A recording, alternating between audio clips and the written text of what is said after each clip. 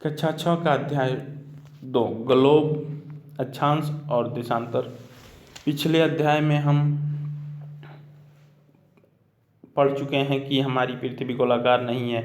यह उत्तर एवं दक्षिण ध्रुव पर थोड़ी चपटी तथा मध्य में थोड़ी उभरी हुई है। क्या आप कल्पना कर सकते हैं कि यह कैसी दिखती है? इस संबंध में जानकारी प्राप्त करने के लिए आप अपनी कक्षा में सावधानीपूर्वक ग्लोब को देखिए। ग्लोब पृथ्वी का एक लघु रूप में एक वास्तविक प्रतिरूप है। चित्र 2.1 में ग्लोब ये आपका दिखाया गया है। ग्लोब विभिन्न आकार एवं प्रकार के हो सकते हैं। बड़े ग्लोब जो आसानी से एक स्थान से दूसरे स्थान नहीं ले जाया जा सकते, पॉकेट में रखने योग्य छोटे ग्लोब तथा गुब्बारे जैसे ग्लोब जिनमें हवा भरी जा सकती है एवं आसानी से एक स्थान से दूसरे स्थान ले जाया जा सकते हैं। ग्लोब स्थिर नहीं होते, इसे उसी प्रकार घुमाया जा सकता है जैसे कुम्हार का पहिया या लट्टू घूमता है। ग्लोब पर देशों, महाद्वीपों तथा महासागरों को उनकी सही आकार में दिखाया जाता है। पृथ्वी के समान किसी गोले पर किसी बिंदु की स्थिति का वर्णन करना कठिन है। अब प्रश्न यह उठता है कि इस पर किसी स्थान की स्थिति कैसे बताई जा सकती है। इसके लिए हमें कुछ बिंदुओं को रेखाओं के संदर्भ में आवश्यकता होती है। आप देखेंगे कि एक सुई ग्लोब में झुकी हुई अवस्था में स्थित होती है जिसे अक्ष कहा जाता है। ग्लोब पर दो बिंदु जिनसे होकर सुई गुजरती है उत्तर तथा दक्षिण ध्रुव है। ग्लोब को इस सुई के चारों ओर पृथ्वी की भांति पश्चिम से पूरब की ओर घुमाया जा सकता है, लेकिन याद रखें इन दोनों में एक अंतर है। पृथ्वी पर वास्तव में ऐसी कोई सुई नहीं होती। यह अपने अक्ष पर चारों ओर घूमती है जो एक काल्पनिक रेखा है। एक अन्य काल्पनिक रेखा भी ग्लोब के दो बराबर भागों में बांटती है।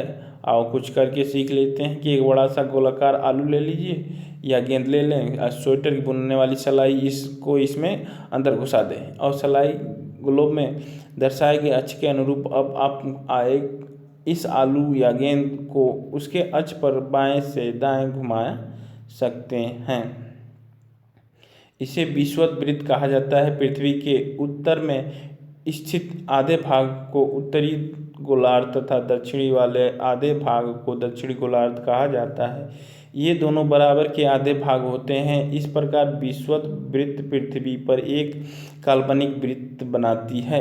यह पृथ्वी पर विभिन्न स्थानों की स्थिति बताने का सबसे महत्वपूर्ण संदर्भ बिंदु है। विषुवत वृत्त से ध्रुव तक स्थिति सभी समांतर वृत्तों को अक्षांश समानांतर रेखाएं कहा जाता है। अक्षांशों को अंश में मापा जाता है। ये आपको दिखा रखा है। उत्तर में उत्तर ध्रुव और दक्षिण में दक्षिणी ध्रुव मिल जाएगा। बीच में विषुवत रेखा, ये 20 डिग्री उत्तर, 40 डिग्री उत्तर, 60 डिग्री उत्तर, 80 डिग्री उत्तर। इसी तरह दक्षिण में भी डिग्री सारी दिखा जा सकते हैं जो दिखाई नहीं दे रहा है इसमें। विषुवत वृत्त शून्य अंश अक्षांश को दर्शाती है। चूंकि विषुवत वृत्त से दोनों तरफ ध्रुवों के बीच की दूरी पृथ्वी के चारों ओर के वृत्तों का 1/4 है, अतः इसका माप होगा 360 डिग्री अंश का 1/4 यानी 90 डिग्री होगा। इसी प्रकार 90 अंश उत्तरी अक्षांश उत्तर ध्रुव को दर्शाता है तथा 90 अंश दक्षिणी अक्षांश दक्षिणी ध्रुव को दर्शाता है। ये अक्षांश दिखा रखा है चित्र 2.2 में। क्या आप जानते हैं आप अपने स्थान से ध्रुव तारे का कोण मापकर आप अपने स्थान का अक्षांश जान सकते हैं। इस प्रकार विषुवत वृत्त के उत्तर के सभी समांतर रेखाओं को उत्तरी अक्षांश कहा जाता है तथा विषुवत वृत्त के दक्षिण स्थित सभी समानांतर रेखाओं को दक्षिणी अक्षांश कहा जाता है। इसीलिए प्रत्येक अक्षांश के मान के साथ उसकी दिशा यानी उत्तर या दक्षिण को भी लिखा जाता है। सामान्यतः उसे उ या द अक्षर से व्यक्त किया जाता है। उदाहरण के लिए महाराष्ट्र में चंद्रपुर तथा ब्राज़ील, दक्षिण अमेरिका में बेलो होरिज़ोंट दोनों एक ही अक्षांश 20 डिग्री अंश पर स्थित हैं, लेकिन चंद्रपुर विषुवत वृत्त के 20 अंश उत्तर में एवं बेलो हॉरिजॉन्ट विषुवत वृत्त के 20 अंश दक्षिण में स्थित है। इसलिए हम कहते हैं कि चंद्रपुर 20 डिग्री उत्तर अक्षांश पर तथा बेलो हॉरिजॉन्टल 20 डिग्री दक्षिण अक्षांश पर स्थित है। चित्र 2.2 से स्पष्ट है कि जैसे जैसे हम विषुवत वृत्त से दूर जाते हैं अक्षांशों का आकार घटता जाता है। बीच में 0 डिग्री पर विषुवत वृत्त दे रखा है, उसके ऊपर उष्ण कटिबंध, उसके बाद कर्क रेखा उत्तरी शीतोष्ण कटिबंध, उत्तरी ध्रुव वृत्त, उसके बाद उत्तरी शीत कटिबंध, उसके बाद उत्तर ध्रुव, और ये ऊपर से 66 सही 1/2 डिग्री उत्तर की तरफ, और आपको कर्क रेखा मिलेगी 23 सही 1/2 डिग्री उत्तर की तरफ। 0 के बाद नीचे मकर रेखा भी 23 सही 1/2 दक्षिण की तरफ, बीच में दक्षिणी शीतोष्ण कटिबंध, दक्षिण ध्रुव वृत्त, उसके बाद दक्षिणी शीत कटिबंध 66.5 डिग्री दक्षिणी ध्रुव के पास मिल जाएगा। महत्वपूर्ण अक्षांश ब्रैकेट में समानांतर रेखाएं विषुवत वृत्त 0 डिग्री उत्तरी ध्रुव 90 डिग्री उत्तर तथा दक्षिणी ध्रुव 90 डिग्री दक्षिण के अतिरिक्त 4 महत्वपूर्ण अक्षांश समानांतर रेखाएं और भी हैं। ये महत्वपूर्ण अक्षांश और ताप कटिबंध दिखाया गया है आपको। उत्तरी गोलार्ध में कर्क रेखा 23.5 डिग्री दक्षिण 23.5 डिग्री उत्तर होती है। दूसरा, दक्षिणी गोलार्ध में मकर रेखा 23.5 डिग्री दक्षिण में होती है। ध्यान रखें, कर्क रेखा 23.5 डिग्री उत्तर, मकर रेखा 23.5 डिग्री दक्षिण। विषुवत वृत्त के 66.5 डिग्री उत्तर में उत्तर ध्रुव वृत्त तथा चौथा विषुवत रेखा के 66.5 डिग्री दक्षिण में दक्षिणी ध्रुव वृत्त होता है। ये कुछ दे रखा है। अ में सीधी सतह पर टार्च का प्रकाश तेज तथा कम क्षेत्र पर फैलता है, जबकि वही तिरछी सतह ले लीजिए तो उस पर टार्च का प्रकाश कम तेज परंतु अधिक क्षेत्रफल में फैलता है। पृथ्वी का ताप कटिबंध कर्क रेखा एवं मकर रेखा के बीच के सभी अक्षांशों पर सूर्य वर्ष में एक बार दोपहर के सिर के ठीक ऊपर होता है।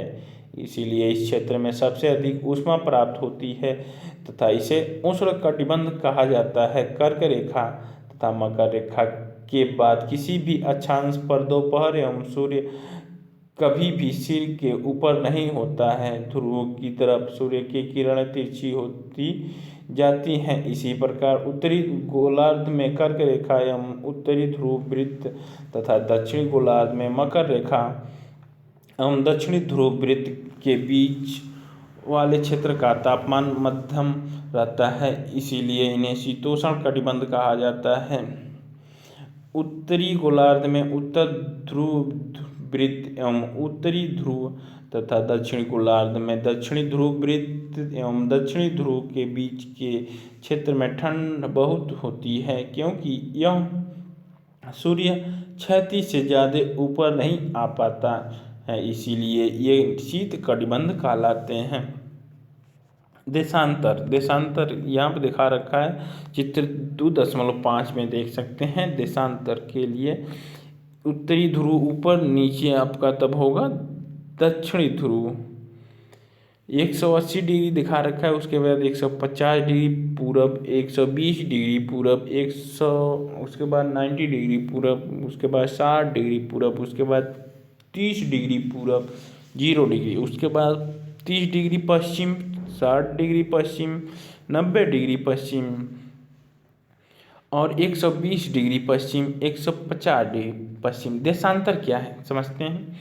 किसी स्थान की स्थिति को बताने के लिए उस स्थान के अक्षांश के अतिरिक्त कुछ और जानकारियों की आवश्यकता भी होती है। आप देख सकते हैं कि प्रशांत महासागर में स्थित टोंगा द्वीप एवं हिंद महासागर में स्थित मॉरिशस द्वीप ही अक्षांश है 20 डिग्री दक्षिण पर स्थित है। उनका सही स्थिति जानने के लिए यह पता करना होगा कि उत्तर ध्रुव को दक्षिण ध्रुव से जोड़ने वाली संदर्भ रेखा से पूर्व या पश्चिम की ओर इन स्थानों की दूरी कितनी है। इन संदर्भ रेखाओं को देशांतरी यामोत्तर कहते हैं तथा उनके बीच की दूरी को देशांतर के अंशों में मापा जाता है। प्रत्येक अंश को मिनट में तथा मिनट को सेकंड में विभाजित किया जाता है। ये अर्धवृत्त हैं तथा इनके बीच की दूरी ध्रुवों की तरफ बढ़ने पर घटती है एवं ध्रुवों पर शून्य हो जाती है, जहाँ सभी देशांतरी यामोत्तर आपस में मिलते हैं। और कुछ करके सीख लेते हैं। एक लीजिए कि प्रमुख यामोत्तर इसे दो बराबर भागों में बांटती है। पूर्वी गोलार्ध एवं पश्चिमी गोलार्ध को रंग कर नामांकित कर दीजिए। उसी प्रकार एक दूसरे वृत्त खींचिए जो विषुवत वृत्त के दो बराबर भागों में बांटती हो। अब उत्तरी गोलार्ध एवं दक्षिणी गोलार्ध को रंग दीजिए। अक्षांश समानांतर रेखाओं से भिन्न सभी देशांतरीय यामोत्तरों की लंबाई समान होती है, इसलिए इन्हें सिर्फ मुख्य संख्याओं में व्यक्त करना कठिन था। तब सभी देशों के निश्चित किया कि ग्रीनिच, जहां ब्रिटिश राज की वेधशाला स्थित है, से गुजरने वाली यामोत्तर से पूर्व और पश्चिम की ओर गिनती शुरू की जाए तो यह इस यामोत्तर की प्रमुख यामोत्तर कहते हैं। इनका मान शून्य देशांतर है तथा यहाँ से हम 180 डिग्री पूर्व या 180 डिग्री पश्चिम तक गणना करते हैं। प्रमुख यामोत्तर तथा 180 डिग्री यामोत्तर मिलकर पृथ्वी को दो समान भागों पूर्वी गोलार्ध तथा पश्चिमी गोलार्ध में विभक्त करते हैं। इसीलिए किसी स्थान के देशांतरों के आगे पूर्व के लिए अक्षर पू तथा पश्चिम के लिए अक्षर प का उपयोग करते हैं। यह जानना रोचक होगा कि 180 डिग्री पूर्व और 180 डिग्री पश्चिम यामोत्तर एक ही रेखा पर स्थित हैं। अब गोलब पर अक्षांश समानांतर रेखाओं एवं देशांतरी यामोत्तरों के द्वारा बनी ग्रिड को देखो। अगर आपको किसी स्थान के अक्षांश एवं देशांतर की सही जानकारी हो तो ग्लोब पर आप उस स्थानों का पता आसानी से लगा सकते हैं। उदाहरण के लिए असम में धुबरी 26 डिग्री उत्तर अक्षांशों पर एवं 90 डिग्री पूर्वी देशांतों पर स्थित है। अब उस बिंदु को देखो जहां ये दोनों रेखाएं एक दूसरे को काटती हैं। यह बिंदु धुबरी की सही स्थिति होगा। इसको समझने के लिए कागज पर समान दूरी वाली क्षैतिज तथा ऊर्ध्वाधर रेखाएं खींचिए। चित्र 2.7 ऊर्ध्वाधर रेखाओं की संख्या 1, 2, 3 में से क्षैतिज रेखाओं को क, ख, ग, घ अंग अक्षरों से व्यक्त करें। जिन बिंदुओं पर ये ऊर्ध्वाधर एवं क्षैतिज रेखाएं एक दूसरे को काटती हैं वहाँ कुछ छोटे वृत्त खींचिए। इन छोटे वृत्तों को अ, ब, स, द तथा म नामों से व्यक्त कीजिए। मान लीजिए कि ऊर्ध्वाधर रेखाएं पूर्वीय देशांतर एवं क्षैतिज रेखाओं उनकी उत्तरी अक्षांशों को व्यक्त करती हैं। ये आपका दिखा रखा है प्रमुख यामोत्तर बीच में जो 0 डिग्री डिनोट करता है। उत्तरी ध्रुव 60 डिग्री उत्तर, 60 के बाद 80 डिग्री उत्तर, 60 उत्तर, 40 उत्तर, 20 उत्तर और 0, 60 पश्चिम, 30 पश्चिम, 0 ये विषुवत रेखा, 20 दक्षिण, 40 दक्षिण, इसमें 30 पूरब, 60 पूरब दिखा रखा है। ये ग्रिड फॉर्म है। अब आपको दिखा रखा है ये मैप प्रशांत महासागर, ये दूसरे को आपस में कट कर रही हैं, वही आपको ये ग्रीनविच टाइम को डिनोट करेगा। ये देखिए +11 के जस्ट आगे +12 आपको मिल जाएगा, +10, +9, +8, +7, +6, +5, +3, +2, +1 उसके बाद 0 जो ग्रीनिच मान लिया गया जो इंग्लैंड में है। ये आपका प्रशांत महासागर, हिंद महासागर, अटलांटिक महासागर, ग्रीनलैंड, संयुक्त राज्य अमेरिका, प्रशांत महासागर, ऑस्ट्रेलिया। अंतर्राष्ट्रीय तिथि रेखा आगे और पीछे की तरफ विश्व के समय क्षेत्र को डिनोट किए गए हैं। अब आप देखेंगे कि वृत्त ओ ख उत्तरीय अक्षांश तथा 1 डिग्री पूर्वी देशांतर पर स्थित है। अन्य वृत्तों की स्थिति ज्ञात करिए। क ख ग घ अंग।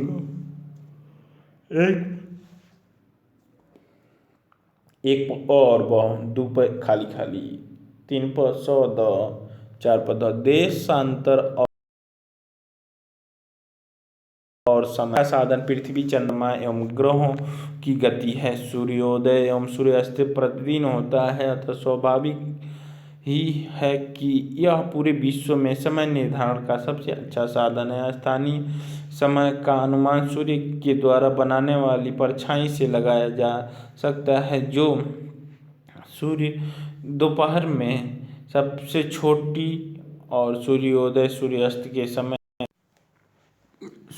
अस्त के समय सबसे लंबी होती है। ग्रीनिच पर स्थित प्रमुख यामोत्तर पर सूर्य जिस समय आकाश के सबसे ऊंचे बिंदु पर होगा उस समय यामोत्तर पर स्थित सभी स्थानों पर दोपहर होगा। चूंकि पृथ्वी पश्चिम से पूरब की ओर चक्कर लगाती है अतः वे स्थान जो ग्रीनिच के पूर्व में है उनका समय ग्रीनिच समय से आगे होगा तथा जो पश्चिम में है उनका समय पीछे होगा। चित्र 2.8 समय के अंतर की दर की गणना निम्नलिखित विधि से की जा सकती है। पृथ्वी लगभग 24 घंटे में अपने अक्ष पर 360 डिग्री घूम जाती है, अर्थात वह 1 घंटे में 15 डिग्री अर्थात 4 मिनट में 1 डिग्री घूमती। इसी प्रकार जब ग्रीनिच में दोपहर के 12 बजते हैं तब ग्रीनिच में 15 डिग्री पूर्व में समय होगा। 15 × 4 = 60 मिनट अर्थात ग्रीनिच के समय से 1 घंटा आगे, अर्थात वहाँ दोपहर का 1 बजा होगा, लेकिन ग्रीनिच से 15 डिग्री पश्चिम का समय ग्रीनिच समय से 1 घंटा पीछे होगा, यानी वहाँ सुबह के 11 बजे होंगे। इसी प्रकार जब ग्रीनिच पर दोपहर के 12 बजे होंगे तो उस समय 180 डिग्री पर मध्य रात्रि होगी। किसी भी स्थान पर जब सूर्य में अपने उच्चतम बिंदु पर होता है दोपहर में, उस समय घड़ी में दिन के 12 बजते हैं। इसी प्रकार घड़ी के द्वारा दिखाया गया समय उस स्थान पर स्थानीय समय होगा। आप देख सकते हैं कि दिए गए देशांतरी यामोत्तर पर सभी स्थानों की स्थानीय समय समान है। हम मानक समय क्यों मानते हैं? अलग अलग यामोत्तर पर स्थित स्थानों के स्थानीय समय में अंतर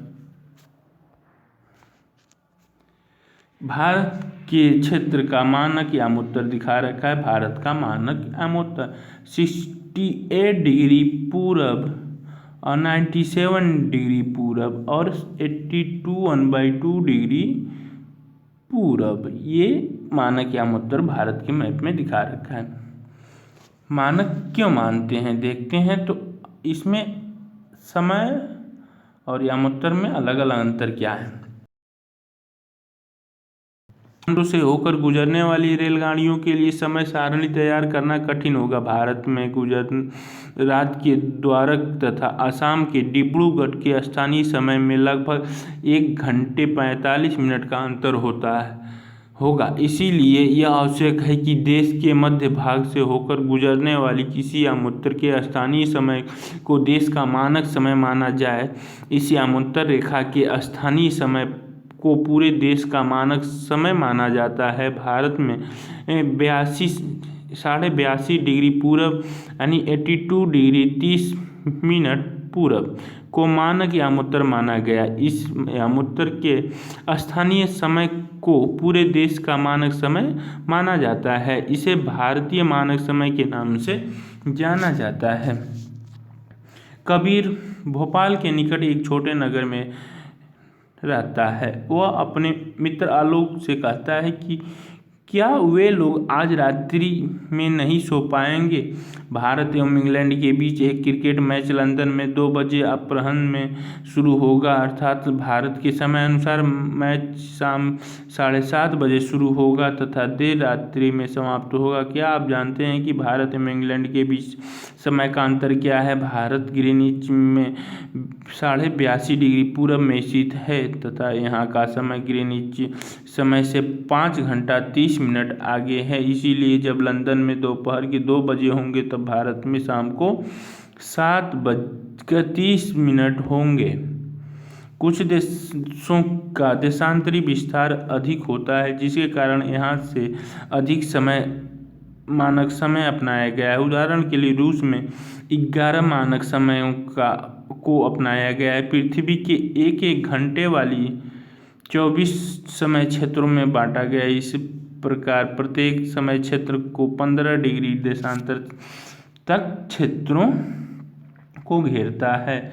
प्रश्न इसके पृथ्वी का आकार कैसा है? यामोत्तर का मान कितना? 0 डिग्री।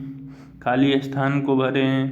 कुछ करके भी सीख लें। पृथ्वी के अक्ष विषुववृत्त, कर्क रेखा, मकर रेखा, ध्रुव वृत्त, वृत्त का दक्षिणी ध्रुव वृत्त को दर्शाए हुए में एक चित्र बनाइए और आइए कुछ खेलें। कार्डबोर्ड पर समान आकार के लगभग 3 सेंटीमीटर त्रिज्या वाले के 6 वृत्त बनाएं। उनको काट लें। उनके व्यास उत्तर, दक्षिण, पूरब, पश्चिम तथा 23.5 डिग्री कोणों के वृत्त के प्रत्येक भाग को चिन्हित करें जैसा कि चित्र में दिखाया गया है। अब U और द रेखा पर उन वृत्तों के एक दूसरे के ऊपर रखकर U और द रेखा को सील दें।